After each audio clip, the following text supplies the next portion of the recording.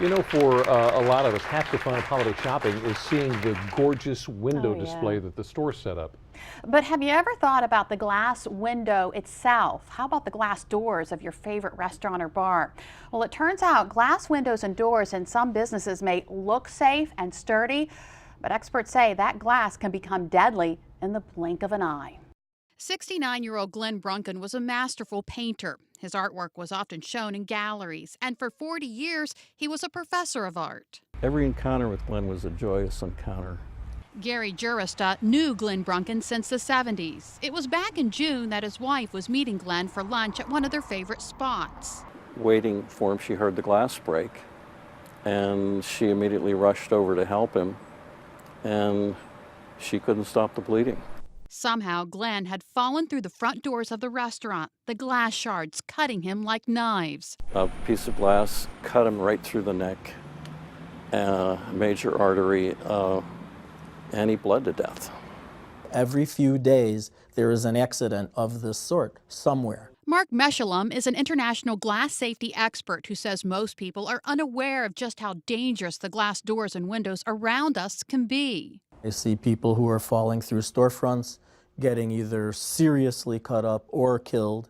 I see people falling out of windows because they leaned against glass and the glass gave way suddenly. Like the case of Lashana Threet. She fell to her death when a window shattered in her hotel room. And there's the case of Michael Racky. He died after leaning against the storefront window. These cases, along with the Brunken case, have something in common. The glass that shattered in each was annealed, meaning it was regular glass, not specially designed safety glass.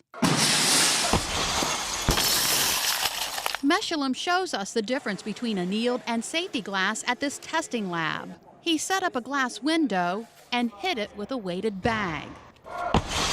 On impact, the glass shatters into shards like daggers. And then these pieces of glass, look how hazardous this guy is.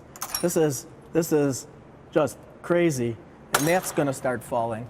But take a look at what happens when we run the same test with a door made with tempered safety glass. 3, 2, 1.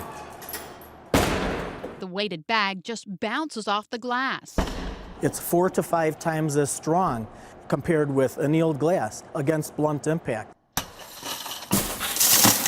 When tempered glass does break, it's designed to break apart into small cubes, not shards. It would be a rare injury that someone would be killed with this.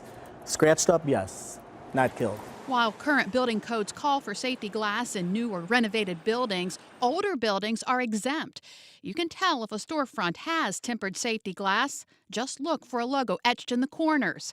If it doesn't, Meshullam says you should assume the glass can give way any day, any time. The glass can go from looking relatively pristine to completely broken in an eye blink.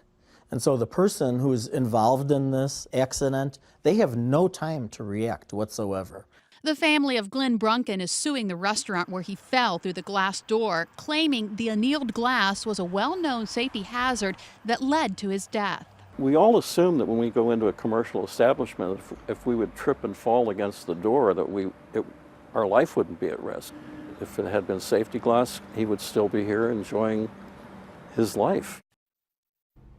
And the owner of the restaurant where Glenn Brunken fell had no comment when contacted about the incident. Experts say any glass with a chip or a crack, whether it's tempered glass or not, should be considered dangerous and replaced.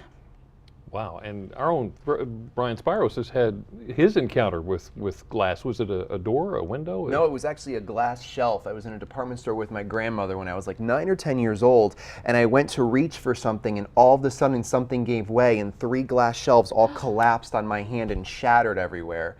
Luckily, I didn't get cut, but my hand swelled up, and the people and my grandmother ran over, the store workers, and they iced it and everything, and I had to go to the hospital later on. Nothing happened, but they think that the brackets that were holding up the glass shelves, everything just gave way and came crashing down. So very scary. People need to pay close attention. Pay very close attention, especially with your children. Glad you turned out okay.